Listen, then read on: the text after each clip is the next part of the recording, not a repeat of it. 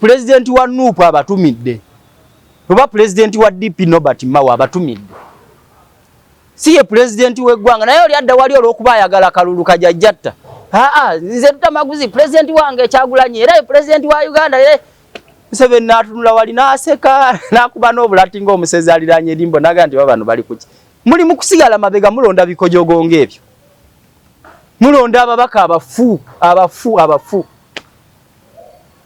katudde ku preparation tugenda mu kaluka 2026 olabawo okweteekateeka opposition teina kweteeka tewali wadde n'akamu NRM wadde wagirabye mu kulonda wadde byakoze byabadde nti walabye yemivuyovuyo n'ebyo bibeerawo mu nsi yonna bibeerawo ne bwogenda mu America ebyo bibeerawo mu masaze eyo nga balonda bululu bwabwe naye mwenga opposition abaagala okujja mu buyinza kubanga Kenya oba olaba nti Ruto waaba bateekateeka ebyo bumyufu bwabwe biki n'Odinga naye ateekateeka ebibyeri naki era buli omu ayita abagagga bamukkiririzaamu ne bamusonera ne ssente naye kakati mmwe NRM yateesereza kakyamaani wa kyalo naye mwakalabye ng'abantu bafiirawo kubanga bamanyi obuyinza kyeki amawulire ku kyalo prime minister first deputy prime minister n'afiirawo bw'atyo kikulaga obuyinza former speaker mwe temumanyi kye muliko mwe mugenda mu kalulu mwategeseyo wadde akalulu kakyamaani omu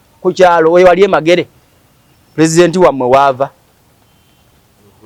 tiwali kitegeeza mmwe kye muliko temukitegeera wabula mwataddewo kakiiko tugenda kusunzula beemo piraki bali bagamba tugire amateeka g'ebyokulonda gakyukemu bampuuga babaga tugire bwe tuti Luwongo yayimirira ku TV nali mulaba ku mukutu gw'amawulire ogwa NBS naga nti amateeka agaliwo ag'ebyokulonda gamala naye osobola otya kubanga oli wa Arsenal nga Liifu afuuwa gozanya ne Liverpool Liifu ayambadde akajozi ka Liverpool oba kamani omulaba kayambadde n'omuganda ndi awo Liifu mulungi njajja tufuuwa bulungi oba manyi kyoliko oli Liifu abamulonze be bali era ajja kufuuwa n'awatali penalty agigabe Secretary General w'ekibiina yagamba nti amateeka agaliwo gamala ekyamazima tegamala kubanga ekyo kyabakayanya nnyo mu Kenya nga bakola amateeka g'ebyokulonda ne baga nti bannange ennongoosereze za 2013 ne zitondawo akakiiko k'ebyokulonda akapya nga kajja kuba keetengeredde era ne baba basaba omulimu bajjanga wano bwe tuli buli omu n'awaayo ebyafaayo bye ne mu bulamuzi we butyo zijjukira omulamuzi omwe Kenya nga bamulonda bamuleetako petition eziwera 1000 abantu ba bulijjo naga nti bannange wadde mbadde njagala nnyo obulamuzi zigenda kusobola kubanga abantu bandaze nti baninaamu bwesige yes Wafula Chebukati kati yasiibudde kuba ssente bakakiiko byokulonda e Kenya yali memba wa ODM na kati kadi tagizanga naye abamawulire baali bamubuuza bamugamba oli memba wa ODM Odinga ate n'Odinga agenda kuvuganya kati ogenda kuwa bannansi otya obwenkanya naga nti bannange nze ngenda kuweereza nsi yange Kenya. Ani yafa kwa abakulira akakiiko k'ebyokulonda e Kenya? Waliwo yafa. Waliwo omukyala eyafa. Naye teyali ssentebe. Teyali ssentebe. Okitegeera. Naye yabaga nti nze ngenda kuweereza Kenya. Sigenda kuweereza Odinga wadde nali memba w'ekibiina kye. Era ekyamazima ebisanja byamazeewo ebibiri. Abadde alangirira bali ku side ate Odinga gy'atali. Naye nga ate naye abadde avuga. Kubanga alangirira awangudde amateeka g'ebyokulonda geetaagisa wano mu Uganda naye bwe tuba tetunnagafuna nga twagala n'amateeka g'ebyokulonda gakolebwe tusooke tufuuke okubeera ng'otulaba nkwaniriza nnyo olunaku olwaleero nkubuuzaako nti osiibye otya afunye okusomozebwa ofiiriddwe olwazizza n'okusomoza okulala nkusaasidde nnyo asobola tuka ku buwanguzi nkuyozaayoza tukomyewo nate twongere okwogera ebigambo nina Council Hassan Nsubuga pulezidenti w'ekisinde ki Buganda First agenda soka kubuuze ate tutandike programu y'olunaku olwaleero Council wasuza otya osiibye otya ndi bulungi sirina mutawaana sebo neyanziza kunkyazaako wano batulaba era abatuwuliriza gye musinzire okutulaba mbalamusaako nembeebaza okubeera ku mukutu guno okwekuumirako ogwa MS Media ate mwongere okulangira kuno ensonga zisobole okutambulira ddala obulungi gwalina akalango kwenna akasomero kashi byabufuzi buli kimu kyonna kyolanga kasa kibeera nga kituufu gye kiri kireete olangire kuno tusobole okubeera nga tutambulira ddala bulungi njagala kwebaza abayina ebirungi kwebaliza ku Katonda ebirungi bye mufunye ate namwe abafunye okusomozebwa kw'enjawulo mbebalizaako mbasaasirako tulabe nga tutambuza ensi yaffe ba coordinators bange yonna gye muli mbebaza bali ebweru w'eggwanga gandange kiwanuka South Korea awo wamasimu musamusanga wamasimu ya responding ata kusimu kutuwa emweso okujiwa esimu ya responding ata tuwa agambye ajja kutuddamu bwangu ajja kutuddamu mukya notwa kusimu nga ya mulembe mukyala Rwema ali awo e California naye akola mu company bagita T-Mogo etunda amasimu gonna iPhone biki simu zonna eza buli kika naye California ogenda ddi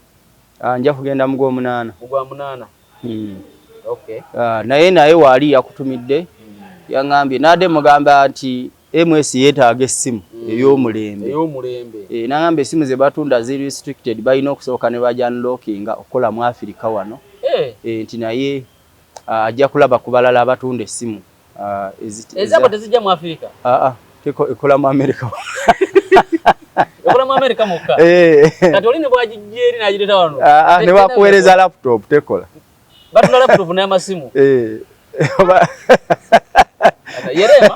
Yerema ali awo e California naye tumubuuzaako ne banno bwe muli awo ne tubebaza emirimu gye mukola ne ba coordinators abali wano e Uganda bebaza emirimu gye mukola mwenna mwebale nnyo mwebalire ddala tweyanza nnyo tweyanzege onawo osinzira okubeera nga otulaba olunaku olwaleero nyina Kanso Hassan Nsubuga President w'ekisinde ki Uganda First ebyobufuzi biduuka 10 otugidde olunaku olwaleero nga buli omu ayogera byabufuzi kubanga tukira ndowooza mu Gwe-10 bajja baba nominatinga bakaba parliament ne ba president then bayingire Gwa-10 Gwa-12 mu January tugende mu Kalulu 2026 tuyogera ng'ebiri ewala biri kumpi ebikolwa nga biraga nti tewali neteekateeka ku opposition bisembedde era nze weekend yange nabadde ntambula nga ntalaga ekitundu ekya Buganda nga president nabaddeko mu district y'e Lwengo abantu bagobwa ku mataka eyo waliwo n'abantu President Museveni be yasuubiza okubasasulira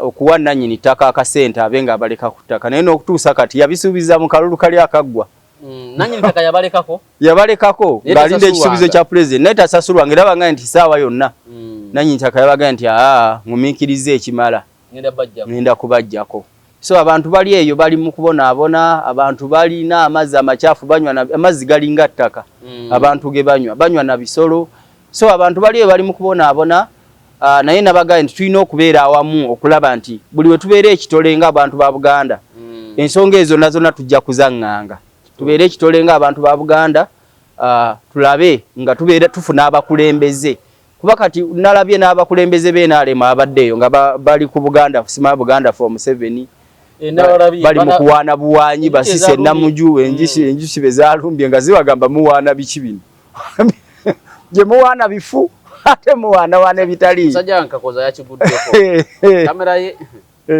yalumbiddwa enjuki zagiwambye anti ndowooza yabadde asinga okukwata awo kamera zimulabe naye emyaka kati ng'egyo 5 nga yakozesa so enjuki ne zibalumba nga boogera ebintu ebitalina makulu tuleme kuwaana buwaanyi yes mwogere ensonga kuba kati mwakuŋŋaanidde awo nalabye bano bakitata chairman wa district y'e Lwengo alaajana tetulina mazzi tetulina masannyalaze tetulina mujje buzzi mu Buganda First tulabe nga tukwatira wamu President Museveni tumuteekeko akazito ensonga zaffe zikolebwe naye bwe munaddaawo ne mumuwaana buwaanyi nga bwakoze ng'ate mulaajana nti abantu tebalina mazzi abantu bagobwa ku ttaka ate muli mu kumuwaana kati kikyakoze abantu tebalina masannyalaze baadde balaajanira Nankabirwa baminisita Museveni baatuwa wano president baatuwa bonna bifaananyi tebalina makulu kubanga tebalina impact yonna buli omu ali ku lulwe so abantu bali mu kubonaabona navuddeeyo neŋŋendeko e Bukomansimbi neŋŋenda e Sembabule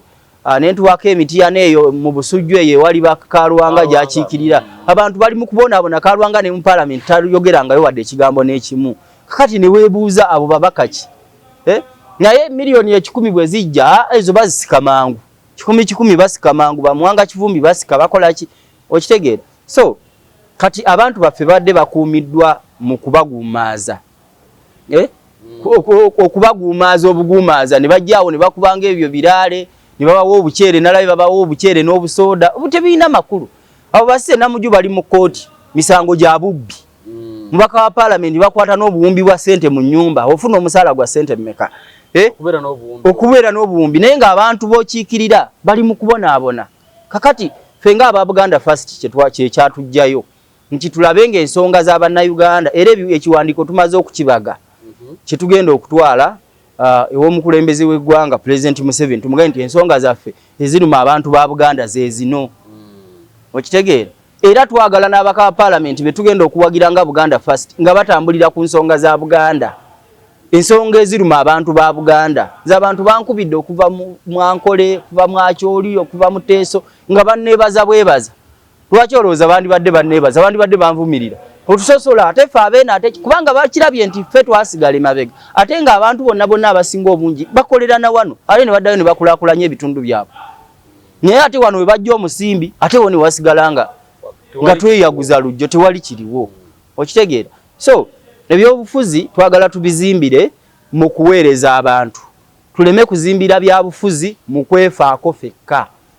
Nina ababaka bameka mu paalamenti nina ababaka kati nupu erwana bwe tuvaayo nga tetuweza ababaka 50 akasente kajja kendera akatuweebwa kyekyo kyerwanako naye terwana nti ate eri gye tugenda okujja kubanga ababaka 50 be mwagala oba 3 oba 10 mubaagala mufa abalonzi era ffe tulina obbalo naye ffe tweyaguza lujjo bwe mubafunamu 50 oba 10 ffe abalonzi tugenda kufuna munki tekiriiwo. Naye abantu bwe balonda abava mu Akyoli baga nti NRM Museveni asologa bwe nfuna ababaka bava mu Akyoli nga bali 2 oba 3 bajja kunyamba okukola ebyange naye ate bote ababaka ba Akyoli oba abateeso baate bagenda okusinga okufunamu kubanga ensonga zaabwe bajja zireetanga kitole oba oli weefudisa oba oli waaki. Tumanyi bulungi nti mu bitundu eyo Amuriat yafunayo ababaka bangi nnyo yo mbitundu ewaabwe eyo gyaveeyo mu Teesa yafuna ababaka bayitirivu siwe Soroti Soroti oba kiri mu Teesa kiri mu Lang'e eyo saidi zeeyo emambuke naye ababaka be yafuna ababaka botunuulya FDC wano mu Buganda ndoza yafuna ababaka tebawera na 3 Ssemuju Nganda waliwo n'Oweno oba Robert Mikadde Oweno e Buvuma naye ndowooza we FDC oba ani omulala Nsibambi ne Yusufu Nsibambi ndowooza beepo abasinga yabajja eri ku babaka 34 bayina ejjinje mu Busoga yafunayo ogwo Dr. Batuwa yeyeka gwe yafuna mu Busoga abasinga yabajja eri naye baboogera ku nsonga zeeri beegatta n'ab'NRM ne bafuuka kitole bonna ne balokere wa Museveni wadde ba FDC kakati bafa ku kitundu kyabwe mwe kye mukola nga muvaayo nga mugamba Amuriat yalidde kakati feyo tumwawukanyeeko n'ababaka banna aba FDC tuba kubanga mwe temumanyi nti ya Amuriat n'ababaka be yajja eri ekigendererwa kyabwe kyali ki nga babalonda okubawa akalulu bali babawa akalulu ensonga zaabwe zituuke gye zikolerwako kati yali ku opposition naye ababaka be alina okubategeeza nti bannange ensonga zikolerwako wano kuba naye yali yeesimbyeyo kuba pulezidenti eyawangula bw'oba towangudde kiba kiyise ne bw'onaawoggana emyaka 5 omala budde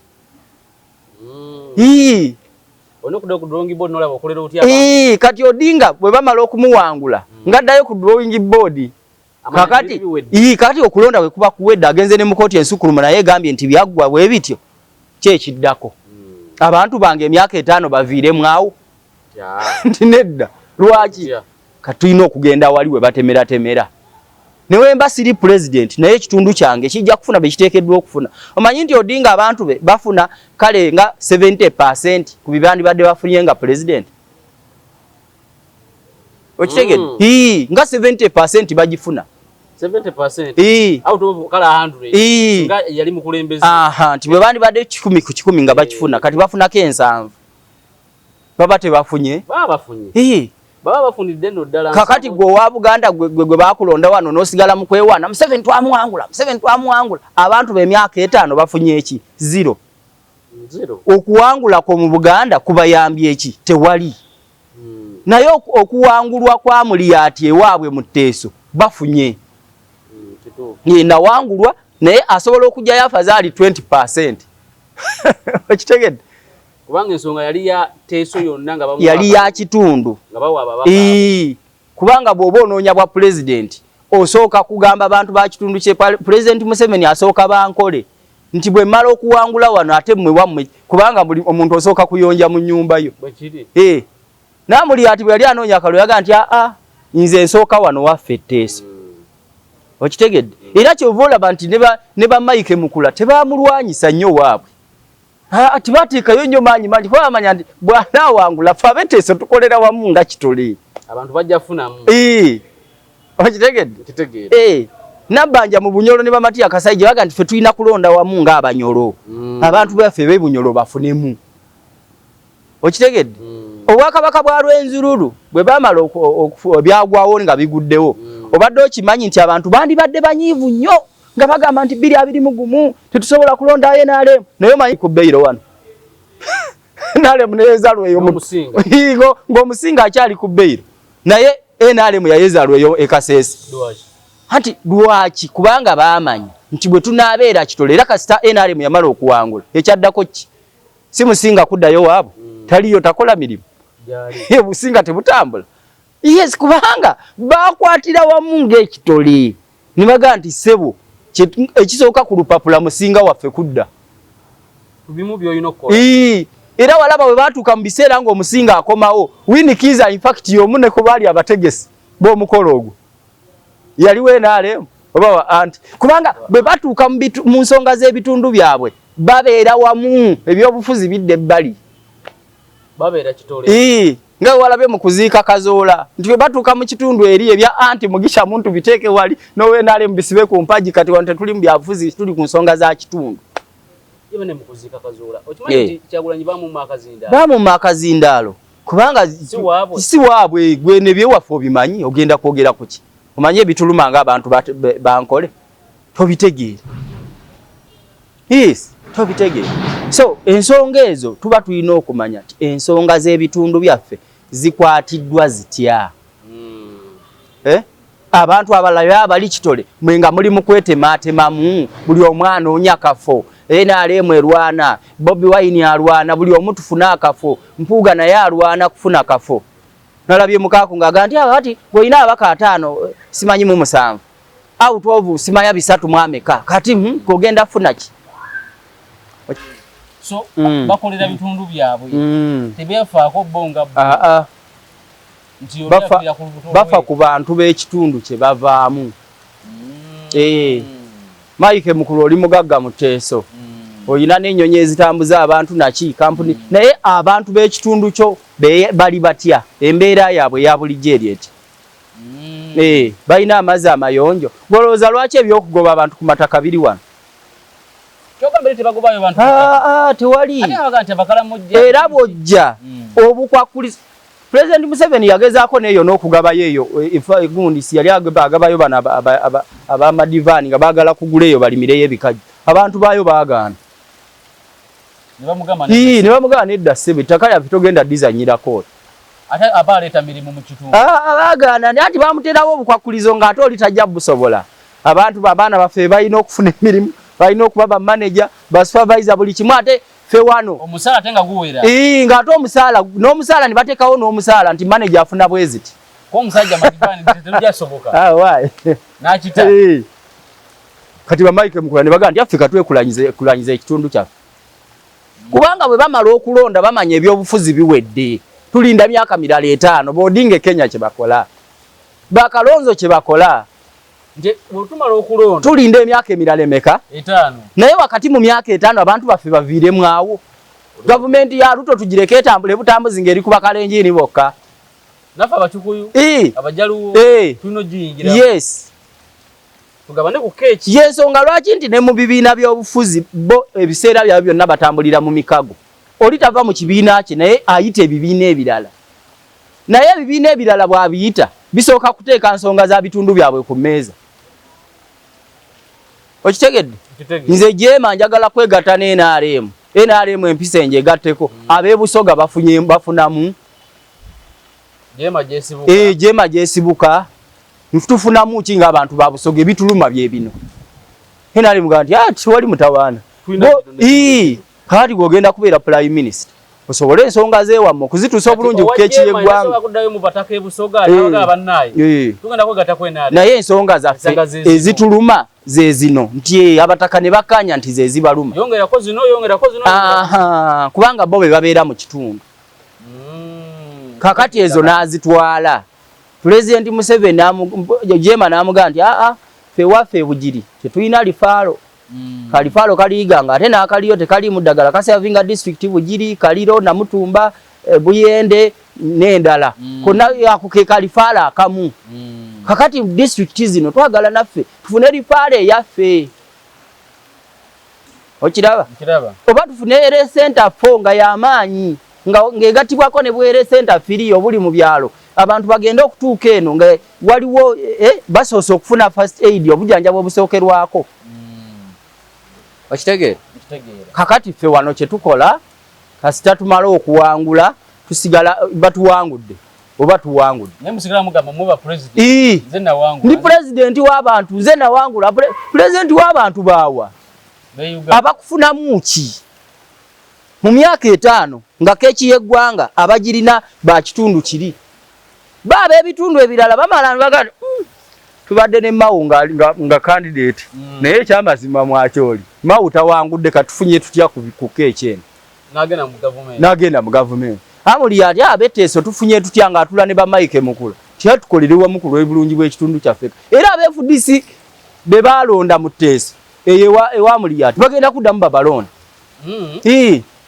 omanyi lwaki bali ku nsonga z'abantu kati mwe muwoza yali amuli ati yali abalukwago ne bali awo ne basimba n'enjala Besigye gyave waabwe bwe mutunulayo gwe Lukwago namulala balabye wali mu PFF mutadde wali n'ekifaananyi kya Besigye naye ewaabwe yali wali watya gyava ffe twatuuka Lukunji omanyi nti Lukunjiri abantu b'Omwankole we baamala okutegeera nti Besigye wadde baali bamwagala naye bwe yamala okuwangula keeki y'eggwanga teyagisemberera bulungi jukira eyo yayeza lweyo jukira ababaka be yajjayo bano balora Kajinda bonna Lukunjiri yenna n'amwera Kanungu yonna ekisanja kyali ekyo ekyaddako yenaalemu yayeza lweyo kubanga abantu babe baganda naye Besigye we twawangudde emyaka 5 tetulina kye tufunye tatusembeza ku keeki kati tumwagaza ki katuzeeyo bano bagundi bano baani ono Jeno Jimuhwezi n'abalala mukatubajje kuba basimbiri wali niyo ne babaleeta era FDC yonna ne bagikuba bamuzaanira bonna babakuba okitegedde tebabakuba nti nokubanga bakyawa Besigye ng'omuntu naye Besigye teyabasemeza kuki ondusigala ku dinaye eri nze president waffe ensonga lwaki mukwano gw'omuyizi baade bamutwala 10 ng'agamba nze ndiroya wa His Excellency the President Kyagulanyi ne bamugamba kakkana wano lwengo wetuli ebitugenda byogerawo n'amweganira n'agamba munansonyiwa so wano tusigala mu dinaye eri tono president kati singa bye yayogedde n'agamba nti bannange tuzze emabega ng'abantu b'Erwengo oba abantu b'Ebuddu tuzze emabega n'ekyo ekiseera naffe tuwangule tusembere ku keeki y'eggwanga oba ani ali mu buyinza oba ani alimu abantu babadde bagenda mukubira emizira gyotalabanga naye ate babakolanga gwe yali asema anti kati nkugambye eyo yenjogera gye twagala okujjawo nze abantu bangi era babyogera ebyo oyo yalidde naye nze ensonga zaffe ng'abantu ba Buganda nino zituuse wa President Museveni yalina keeki y'eggwanga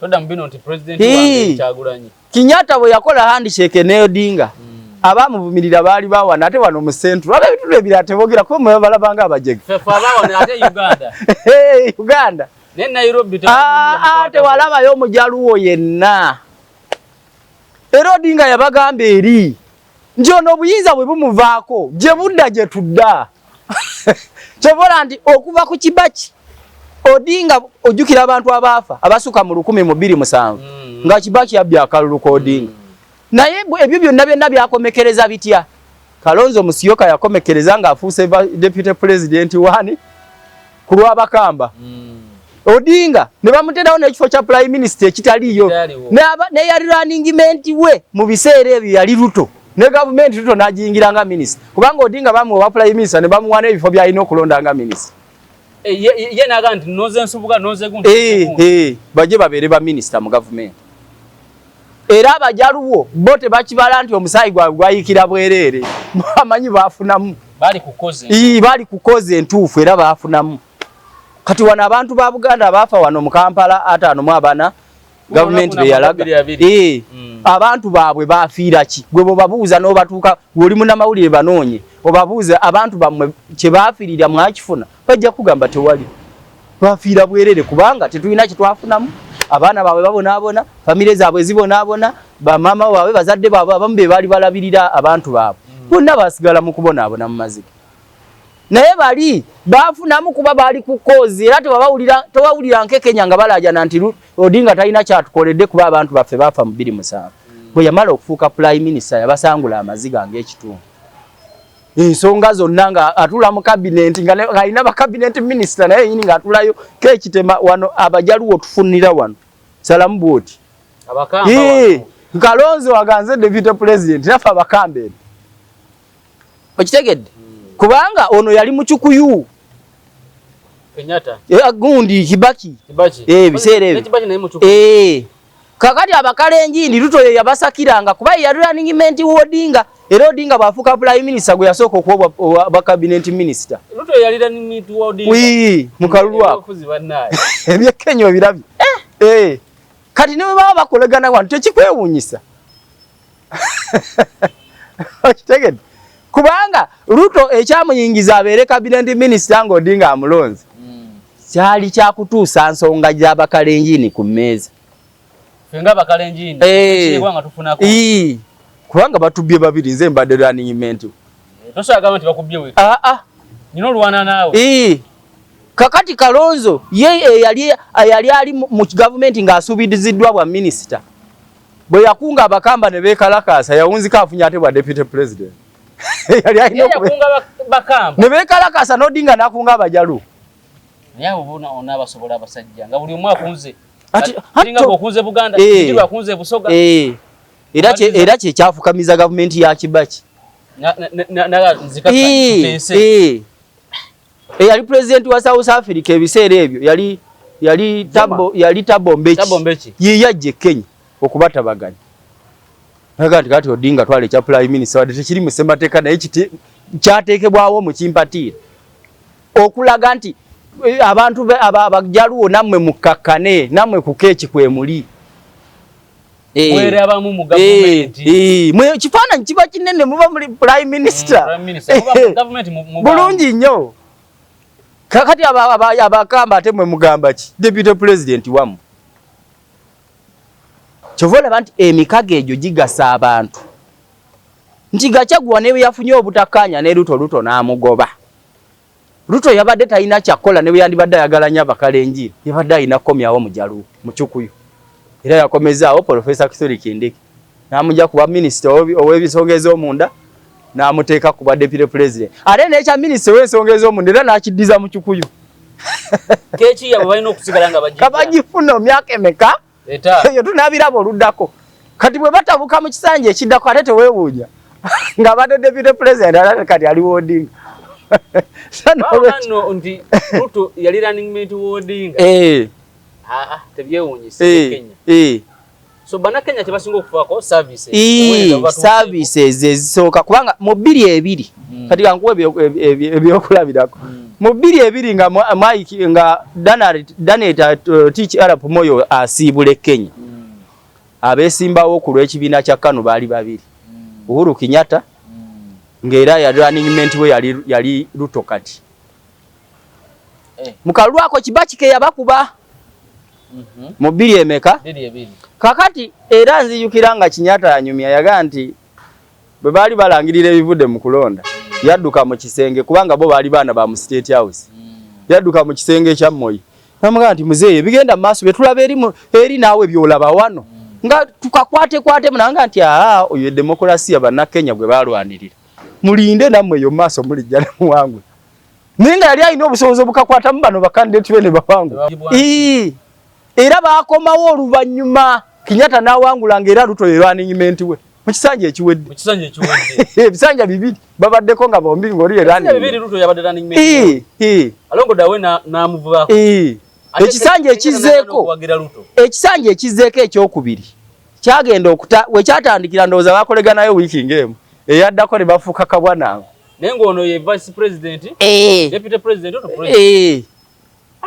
emyaka emeka 5 Kenyatta n'atya okugoba Ruto naga kamulwanyisizaawo kakanyanga handishekezze naga nja kuwagira Odinga Ruto namugamba naye kiringa kakati Museveni kugamba nti ngenda kuwagira katugeze nti Mau ate Alupo naga nti ngenda kuwagira Akena oba Alupo naga nze yizija kuba president nenga bonna bali mu State House yemu nege ofiisi byabo nga bya kisajja kikulu anti kyenkugamba ndikati betuwera bino byobufuzi amawanga amalala nga Ankole Tolo Kasese eri mu Rwenzururu Abanyolo Abateeso n'Abachoji bo bayina kye bayize mu Kenya kati ifa batayize abantu ba Buganda fa batayize kati wano tusiga tugamba nti ono ye president ero liye yanjonaka president wange abatumidde what does that mean obaka parliament bwajja katugambe Rutamaguzi naye yanjula nagaba ne Kaseke president wange abatumidde nga kimanyi si president wa Uganda kitegeeza ki kikyamu gamba nti president wa Nuupu abatumidde oba president wa DP Nobert Mao abatumidde si ye president w'eggwanga naye oli adda wali olw'okuba ayagala kalulu kajajjatta nze Rutamaguzi president wange Kyagulanyi era president wa Uganda Museveni n'atunula wali n'aseka n'akuba n'obulati ng'omusezi aliraanye erimbo naga nti bano bali kuki muli mu kusigala mabega mulonda bikojogo ng'ebyo mulonda ababaka abafu katudde ku preparation tugenda mu kaluka 2026 olabawo okweteekateeka opposition teyina kweteeka tewali wadde n'akamu NRM wadde wagirabye mu kulonda wadde byakoze byabadde nti walabye emivuyovuyo n'ebyo bibeerawo mu nsi yonna bibeerawo ne bw'ogenda mu America ebyo bibeerawo mu masaze eyo nga balonda bululu bwabwe naye mwenga opposition abaagala okujja mu buyinza kubanga Kenya oba olaba nti Ruto waaba bateekateeka ebyo bumyufu bwabwe biki n'Odinga naye ateekateeka ebibye eri naki era buli omu ayita abagagga bamukkiririzaamu ne bamusonera ne ssente naye kakati mmwe NRM yateesereza kakyamaani wa kyalo niye mwakalabye nga abantu bafiirawo kubanga bamanyi obuyinza kyeki nekadaga yafidde okukyamawulire amawulire ku kyalo prime minister first deputy prime minister nafiirawo bwatyo kikulaga obuyinza former speaker mwe temumanyi kye muliko mwe mugenda mu kalulu mwategeseyo wadde akalulu kakyamaani omu ku kyalo we wali Magere president wammwe waava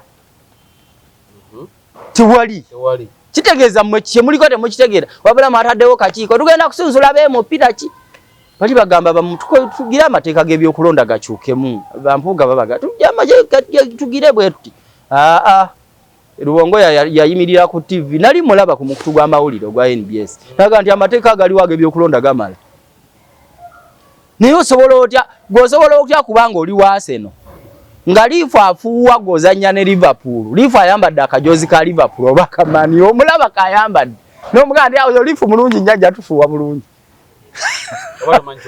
oba manyi kyoliko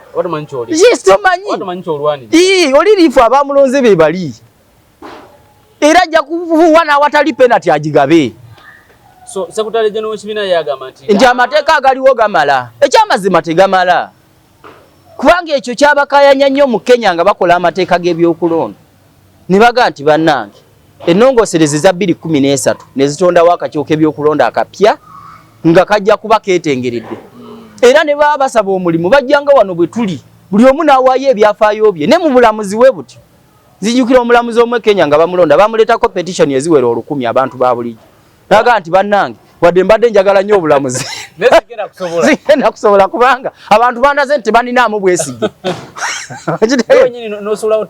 yes Wafula Chebukati kati yasiibudde kuba ssente bakakiiko byokulonda e Kenya yali memba wa ODM na kati kadi tagizanga naye abamawulire baali bamubuuza bamugamba oli memba wa ODM Odinga ate n'Odinga agenda kuvuganya kati ogenda kuwa bannansi otya obwenkanyi naga nti bannange nze ngenda kuweereza nsi yange ani yafa kwa abakulira akakiiko k'ebyokulonda e Kenya waliwo yafa waliwo omukyala yafa naye teyali ssentebe okitegeera naye yabaga nti nze ngenda kuweereza Kenya sigenda kuweereza Odinga wadde nali member w'ekibiina kye era ekyamazima ebisanja byamazeewo ebibiri abadde alangirira bali ku side ate Odinga gy'atali nenga ate naye abadde avuga kubanga alangirira awangudde amateeka g'ebyokulonda geetaagisa wano mu Uganda naye bwe tuba tetunnagafuna nga twagala n'amateeka g'ebyokulonda gakolebwe tusooke tufuuke ekitole ng'abantu ba Buganda twegatte n'abakulembeze abalala nti bannaye ku lw'obulungi bwa Uganda President Museveni ssaawa yonna asiibwe naye tuleeta amateeka agagenda otufavalinga nti Kapitaani Mike Mukula bw'ajja ne yeesimbawo ne Jim Muhwezi n'ava eri ne Mawu n'ava mu Acholi n'avudde mu Buganda n'ava titujja kufuna akalulu ak'amazima n'obwenkanya okitegeera kubanga ffenna tuli ku lwa bulungi bwa Uganda ate bwe tunaamala okulonda nga akalulu kawedde tulabe era keeki y'eggwanga yo tugigabanye tutya okulaba nga ffenna wadde empanguddwa naye nga ki nga nsobola okukola okitegedde wano waliwo leader of opposition omanyi nti leader of opposition wa wano omanyi bamuyita leader of bamuyita Lope bakisalako obusazi leader of opposition kimale eyo pigiteekeko in parliament leader of opposition in parliament akomaawo obwalida bwo opposition bukomaawo mu parliament era immunity ye komaawo kyobola ne wagenda eri bamukubirayo tiyagase ne bamukubengwala nga n'abasirikale bali tebalina mugaso leader of opposition in what in parliament kakati ekitiibwa kye bakimuwera mu parliament tekirina makulu tekikiri useless bakimuwerawo mu parliament kakati Kenya leader of opposition Odinga akumibwa basirika akumibwa butiribiri kuba womukwatirako bamanyi nti kyabulabe nnyo obutamukuuma okitegedde era n'eddoboozi lwe bwayimirira ebweru wa parliament kiwulirwa n'okuwulirwa okitegedde ne bwayimirira ebweru wa parliament n'abaako ensonga gy'ayogera Odinga bwayimirira ebweru wa parliament naga nti ffe kino tetujja kukikkiriza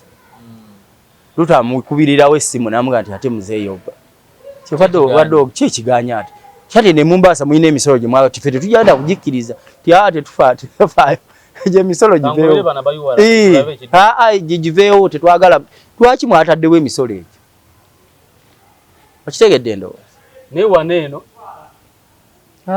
wano tayina byayogera biribeera useless tebiba na makulu kubanga mwe muli kitole owa Nuupu bwe bakulaba gwe mbaka wa Nuupu oli werwengo oba oli kati owekyotera waliyo ono Mpalanyi yanalaba juza asala mbu agenda mu Nuupu tasobola kuyimirira na Kasolo naye nga ate bonna bava mu constituency okitegeera Kasolo ayagala kujjayo Mpalanyi ayagala kujjayo Mpalanyi tasobola kuyimirira ku tasobola kuyimirira na Nankabirwa kale kamugamba tali wa kitundu ki Nankabirwa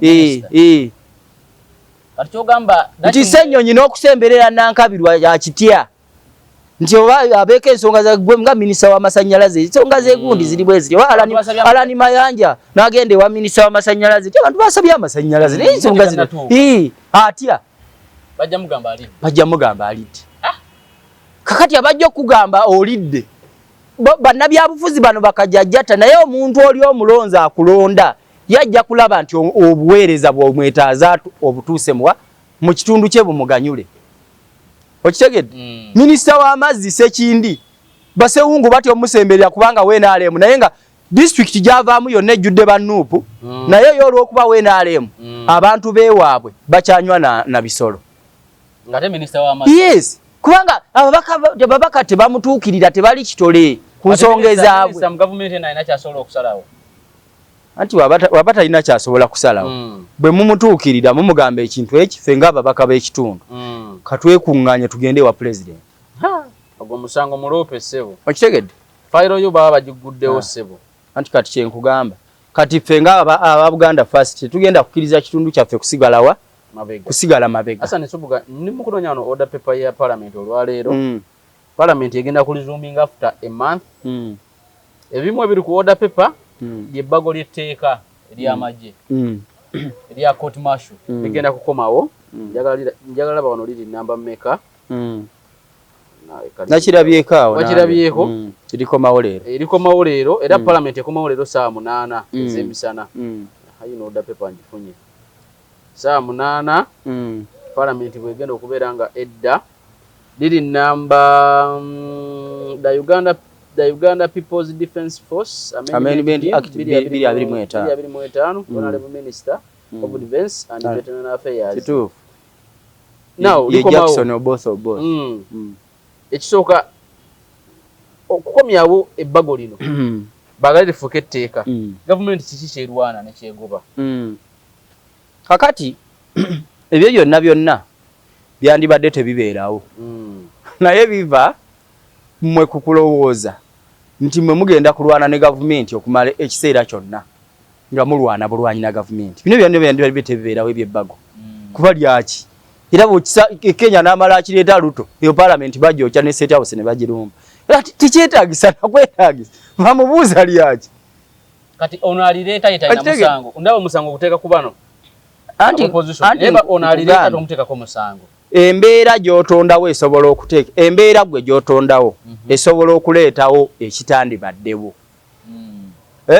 Boga tugenda mu kalulu tugenda kwekalakasa tugenda kwegugunga tugenda kola ki eggwanga balireke libeere lyako omuliro. So you support okitegeera government okoleta ennongoosereza zino koti ensukkulumu aba opposition bangi ndaye bagitaputa buli omu mu ngeri ez'enjawulo abamu si bannamateeka era kyoboolaba nti omukutu gwo guno abantu kye bagwagalira ennyo kwe kulaba nti bwe guba gulina ekintu kye gugenda okwogerako guleeta ddala oyo amanyi ekyo kyagenda okwogerako tukiyita status conference era oyogera ku subject ne authority nzijukira nga wandeeta wano ng'ensala eyo yakaggwa noga nti jangu obuulira abantu ensala eno etegeeza ki era nennyonnyola abantu ensala eno bw'ogisoma n'ogiyingira munda era abalamuzi bali bagisoma bagamba nti abantu ba bulijjo tebalina kutwalibwa mu kooti y'amagye ensonga lwaki yavaawo ne bagamba nti naye gavumenti bwe beeyagala kuginnongoosereza ekisooka ng'abalamuzi abagenda okubeera ku kooti eno balamuzi abasunsulwa akakiiko ke bayita Judicial Service Commission akasunsula abalamuzi kitegeeza nga bannamateeka era awo Ssaabalamuzi we yasinzira okugamba nti ye tasobola kugenda mulago kulongoosa mulwadde kubanga ebyo tabitegeera naye kati omuntu ataasoma amateeka omuteeka otya ku kooti alamula abantu kati muddeeyo mugikole ennongoosereza nge abalamuzi bagenda kuba bannamateeka nga basulwa Judicial Service Commission naga nti era ekooti eyo ejja kubeera kikono kya kooti enkulu kitegeeza nga bw'oba tomatidde na nsala yaabwe osobola okujulira mu kooti ez'abantu ba bulijjo bw'oba tomatidde na nsala eyo ekirala ng'abantu bano basobola okutaputa etteeka mu ntaputa entuufu kubanga ffenno mu kooti eza bulijjo bw'oba tomatidde oba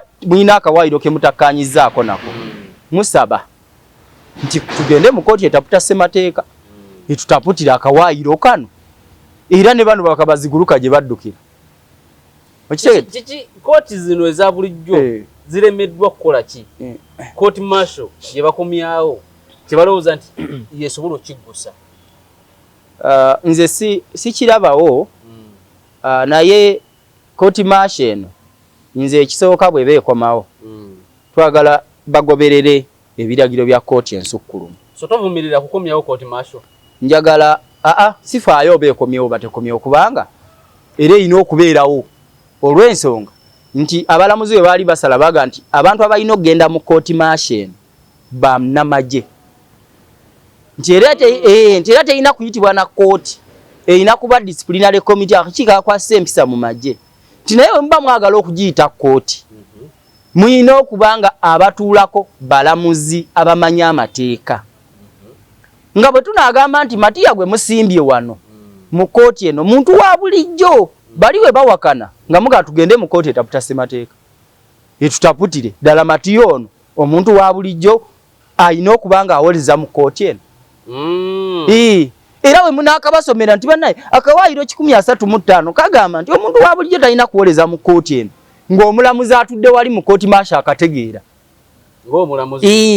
yensonga lwaki bw'anaasala nti omusango gusinze Matiya mujja kujulira oba bwe munaamuga nti tugende mu kooti etutaputire ajja kukkiriza naye kati wali bibadde bya kivandulo Freeman Mugabe tamanyi na byasalawo wabula agamba bugambi Etteeka ligamba omuntu asibwe ennaku 30 kinkusiba emyezi 9 kati kubanga tamanyi mateeka. Etteeka ligamba nti bozza omusango bw'otyobola kooti n'ogivoola ekitiibwa ky'akakiiko ako tibakusiba ennaku 3. Eyo nagamba nkutaddeyo emyezi 9 ekiri wabweru w'amateeka agafuga kooti maasho. Kinsonga lwaki abalamuzi baga katugigirewo ddala tuddeyo bwe muba mwagala mugende. Ensala yali kiriya nti bwe muba mwagala muddeyo mukole ennongoosereza. Museeka abalamuzi. Matiya mulamuzi wa kooti nkulu. Kati bw'okwata omulamuzi nga Mike Kibita n'omuteeka nga yatula ku kooti maasho. Kitegeeza ajja kuba gye mubadde mugenda eri balukwago era mujja kusanga neno ng'omulamuzi yatya. Kyengamba y'omu nga n'amateeka agamanyi. So gogamba obeekomawo batekomawo byonna bye bimu. Kasita ekomawo ng'eri mu mateeka. Kasita ekomawo ng'eri mu mateeka. Ng'era n'abatulako balamuzi abamanyi amateeka. Si mukwata mundu ali eri mu magye mumuyise kuva Somalia ne mumugamba tukatuula awo gwe mulamuzi. Natandika okusala ebintu eby'ekivandu. Yes. Okitegeera? So ekomawo. So nze njagala bwe bawo yakomawo ekomewo mu mateeka naye tekomawo nga luli bwe yali. Kyemanyi tejja komawo nga luli bwe yali. Bwe naakomawo nga luli bwe yali tujja kuddayo mu kooti ensukulumu. Iriddemu egijewo kubanga abalamuzi ba kooti ensukulumu tebafanga. Era kooti ensukulumu eri. Era ejja kuddamu egisazeemu. Yes, so kati tewali kweraliikirira kwonna. Ogenda sibula. Okitegeera? Sibula soko some namba space. So osibula aba. Enamba yaffe nga aba Buganda First eri 0702 93 96 23.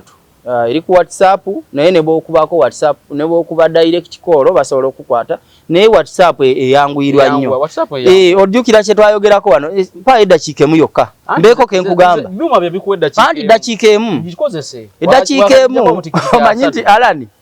Amuguddeko emisango emipya mu kooti. Namulabye. Bye biri bye nakugamba wano. Bigenda kunzikira eyo sabikugamba.